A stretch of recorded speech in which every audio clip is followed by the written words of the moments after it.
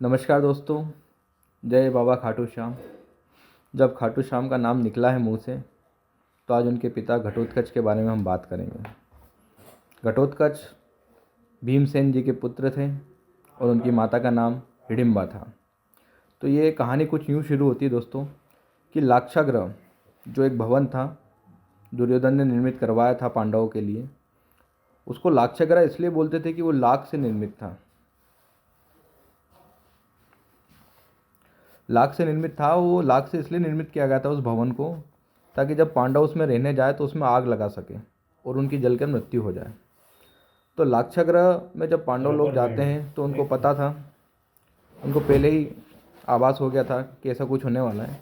तो उन्होंने वहाँ से एक सुरंग बनाई और उस सुरंग के माध्यम से वो काम्यक वन में पहुँचे।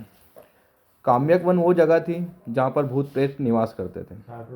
तो वो कई कोस चलने के बाद जब पांडव अपनी माता कुंती के साथ काम्यक वन पहुँचे तो वहाँ थकान के कारण वो एक वृक्ष के नीचे रात को लेट गए।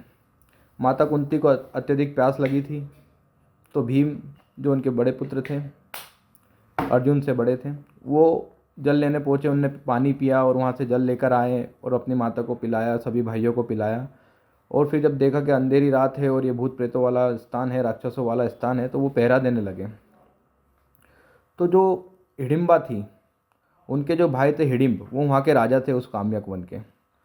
तो वो व्यक्ति मानव की गंध सूंघ सकता था। तो जब उनको गंध आई मानव की, तो उन्होंने अपनी बहन हिडिंबा को पहुँचाया कि जाओ इनको लेकर आओ, मैं इनको अपना आहार बनाऊंगा। तो जब हिडिंबा गई तो उन्होंने देखा कि एक बलिष्ठ और मुखारविंद को देखा जब भीमसेन जी के, तो वो उन पर आसक्त हो गई और उन्होंने अपनी सारी सच्चाई उनको बता दी कि मेरे भाई ने मुझे आप लोगों को लाने के लिए भेजा है ताकि वो आपको अपना आहार बना सकें। और हिडिंबा ने बोला कि मैं आपसे आग्रह करती हूँ कि आप मुझे पत्नी के रूप में स्वीकार करें। तो ये सब घटनाक्रम चल ही रहा था। तब हिडिंब को लगा कि बहन को वो काफ़ी देर हो गई है, तो खुद वहाँ पे देखने चला गया। तो जब उसने देखा कि वो तो प्रेमालाप कर रही थी उनकी बहन भीमसेन के साथ, तो उसने फिर उसको ललकारा और उसने काफ़ी गुस्सा कर और अपनी बहन के ऊपर हाथ उठाने लगा। तो भीम बोले कि तुझे लज्जा नहीं आती, एक स्त्री के ऊपर हाथ उठाता है। ये सब बातें सुन के सब लोग उठ गए और उसने बोला कि मुझसे युद्ध कर भीम जी ने। फिर उनके बीच में युद्ध होने लगा। इतने में सब लोग उठ गए, उनके भाई वगैरह। तो अर्जुन ने अपना तीर बाण उठा लिए और उसको मारने के लिए दौड़े। तो भीम ने मना किया कि ये मेरा शिकार है, मैं ही इससे युद्ध करूँगा। भीम ने उनको उठाया, चारों ओर घुमाया, बढ़िया लटक पटक के उनके प्राण पखेरु उड़ गए। फिर भीम बाद में वहाँ के राजा भी बने काम्यक वन के, और उन्होंने 20 साल वहाँ पे राज भी किया।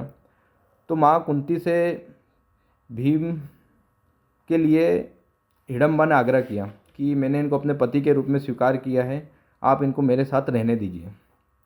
तो कुंती ने बोला कि ठीक है, दिन में ये तुम्हारे साथ रहेगा पर रात्रि में ये हमारे साथ रहेगा। तो हिडिंबा मान गई और फिर आगे चल के उनका पुत्र हुआ जिनका नाम घटोत्कच रखा। घटोत्कच इसलिए रखा क्योंकि उनके सर पे केश नहीं थे, तो उसको घटोत्कच बोला उन्होंने, उसके बच्चे का नाम घटोत्कच रखा। फिर घटोत्कच पैदा होते से ही काफ़ी बड़ा हो गया और उनने बोला, फिर हिडिंबा उनको अपने पास लेके, इनके पास, पांडवों के पास, कुंती के पास, कि ये आपके बेटे का ही पुत्र है, इसको जब भी आपकी ज़रूरत लगे आपकी सेवा में इसको रखो। और वो उनके पास छोड़कर हिडिंबा वहाँ से चली गई। फिर घटोत्कच ने उनसे बोला कि मैं आप लोगों की सेवा करूँगा, मेरे लायक कुछ भी आवश्यकता हो तो आप ज़रूर याद करना। और फिर बाद में चल के जब महाभारत का युद्ध होता तो 9वें दिन घटोत्कच युद्ध लड़ते हैं महाभारत का। और इस तरह घटोत्कच की कहानी थी, जो एक राक्षसी के पुत्र होकर भी जिन्होंने धर्म के लिए युद्ध लड़ा। और फिर बाद में उनके पुत्र हुए बर्बरीक, जिनको आज हम खाटू श्याम के नाम से जानते हैं।